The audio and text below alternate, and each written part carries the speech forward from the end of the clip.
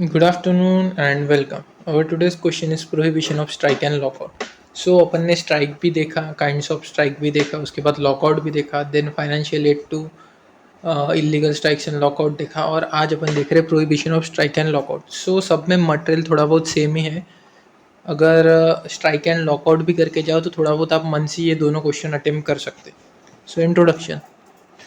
The right to strike is a legal right, but it is not a fundamental right.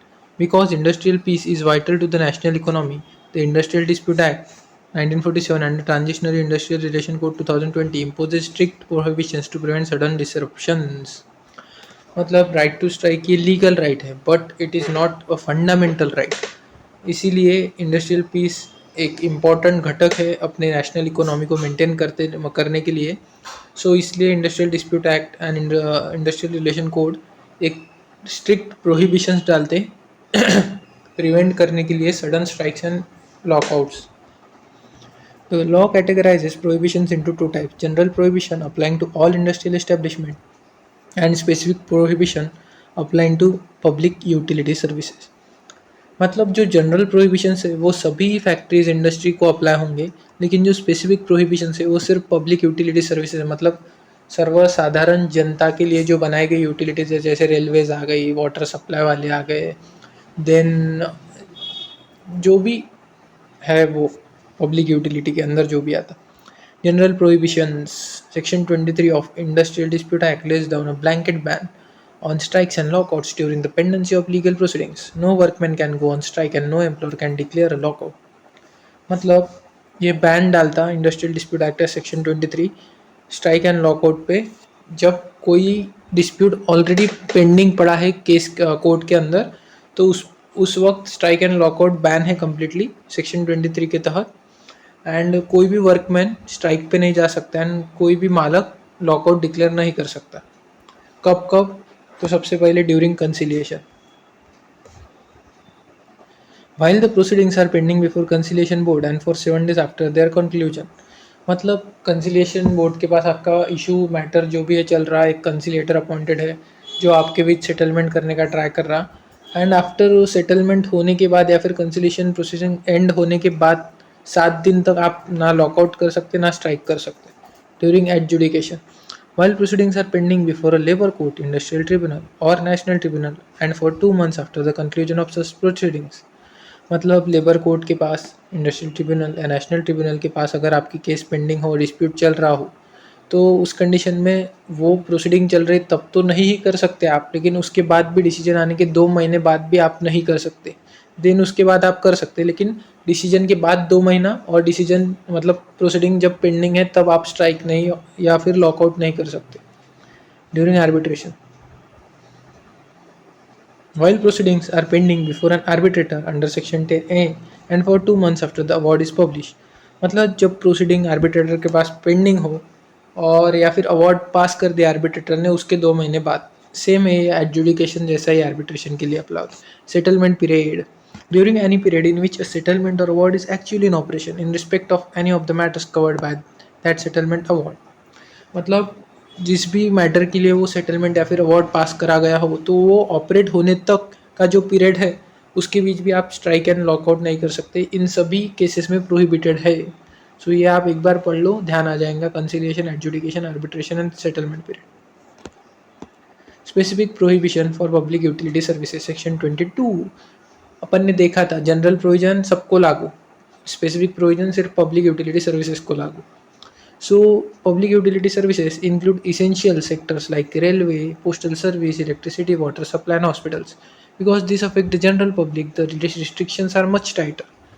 ये railways आती, postal services आती, electricity, water supply, hospitals आते, public utility service और भी आते बहुत सारे. इनके लिए अलग लॉ इसलिए है ताकि ये जनरल पब्लिक के लिए इस्तेमाल के लिए बनाए गए हैं. अगर इसमें कुछ प्रॉब्लम्स आते हैं तो फास्टली रिजॉल्व करना पड़ेगा, इसलिए इनके लॉ स्ट्रिक्ट और टाइट रहते. A strike or lockout in public utility services is prohibited. कब? जब lack of notice, नोटिस की कोई इन्फॉर्मेशन ही ना दी गई हो. It is started without giving notice to the other party within 6 weeks before striking or logging off. Then the cooling off period. हाँ, ये समझाने की ज़रूरत नहीं मेरे हिसाब से, अपन ने ये बहुत बार पीछे भी देखा ये. चलो छोड़ो, समझा ही देता. मतलब कि प्रोहिबिट है अगर आपने 6 हफ्ते पहले नोटिस ना दी हो स्ट्राइक या लॉकआउट की, तो उस कंडीशन में स्ट्राइक इलीगल या फिर प्रोहिबिट की जाती है आपकी। The cooling off period it takes place within 14 days of giving such notice. मतलब 14 डेज के अंदर अंदर आपने नोटिस दी, देन आपको 14 डेज वेट करना पड़ता दूसरी पार्टी का रिप्लाई आने का। अगर नहीं आता और आप उसके बीच में ही 14 डेज खत्म होने से पहले आप स्ट्राइक करते तो वो भी प्रोहिबिटेड है। Then expiry of notice it takes place after the expiry of the date specified in the notice. Usually the notice is valid for 6 weeks. मतलब एक डेट दे दी 6 वीक के बाद की कि इस तारीख को हम लॉकआउट या ये स्ट्राइक करेंगे, तो उस दौरान आप इशू रिजॉल्व कर लो। अगर नहीं होता तो उसके बीच अगर कोई करने का ट्राई करता तो वो प्रोहिबिटेड है। देन आता pending conciliation. If a notice is given and conciliation officer starts proceeding, the strike lockout is prohibited during that time. मतलब नोटिस दी गई है और कंसिलिएशन ऑफिसर ने उसकी प्रोसीडिंग स्टार्ट कर दी, तो उस टाइम में भी मतलब जब कंसिलिएशन पेंडिंग है तब भी आप स्ट्राइक या लॉकआउट नहीं कर सकते। Illegal strikes and lockout. A strike or lockout becomes illegal under two primary conditions. If it is commenced or declared in contravention of Section 22, that is public utilities, or Section 23, that is general provisions. If it is continued in contravention of an order made by appropriate government, appropriate मतलब state या central दोनों में से कोई भी रह सकती है, under Section 10(3) or Section 10(a) 4A, where the government prohibits the continuance of strike lockout after referring the dispute to tribunal। मतलब एक बार ट्रिब्यूनल के पास डिस्प्यूट रेफर कर दिया गवर्नमेंट ने, तब तक वो सॉल्व नहीं होता या फिर उसका डिसीजन नहीं आता, तब तक स्ट्राइक और लॉकआउट कंटिन्यू नहीं कर सकते, प्रोहिबिट करता है। Crucial exception, a lockout declared in consequence of an illegal strike is not deem illegal. वो अपन ने पीछे भी देखा कि वर्कर्स ने इलीगल स्ट्राइक करी तो उस समय अगर मालक लॉकआउट करता तो इलीगल नहीं माना जाएगा, क्योंकि उसके अंदर डर है कि भाई ये अगर वायलेंस पे उतर गए और तोड़फोड़ कर दी तो अपना नुकसान हो जाएगा, इसलिए वो लीगल रहेगा।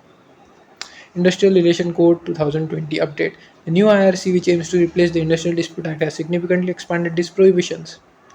Notice for all. Unlike Industrial Dispute Act, where the 14 days notice was primary for public utilities, IRC 2020 mandates a 14-day notice for all industrial establishment.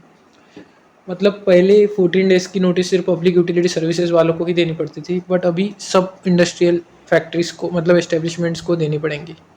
Flash strikes, they effectively ban flash strikes across the world. मतलब अचानक strike होती थी कभी, मतलब समझ में भी नहीं आता था कि क्यों स्ट्राइक पे चले गए, अचानक कुछ हुआ और काम करते रोक दिया और स्ट्राइक पे चले गए, तो ये अभी बैन हो गया। Then increase penalties, fines for illegal strikes have been increase from 50 to 50 rupees 50 to up to rupees 10,000, and for lockouts from 1,000 to up to rupees 1 lakh। सो इस वजह से भी अभी थोड़ा डर बैठ गया लोगों के अंदर ये करने का illegal. Summary, section 22 public utility services के लिए अप्लाई होता है और 14 days post notice 6 weeks validity ये देनी पड़ती है। Then section 23 clause A conciliation board during proceeding और 7 days after the proceeding completion strike prohibited है।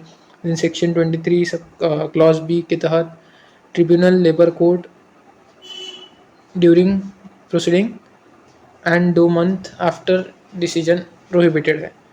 Section 23C settlement award, duration of settlement and award, मतलब जब तक वो सेटलमेंट और अवार्ड है अस्तित्व में तब तक।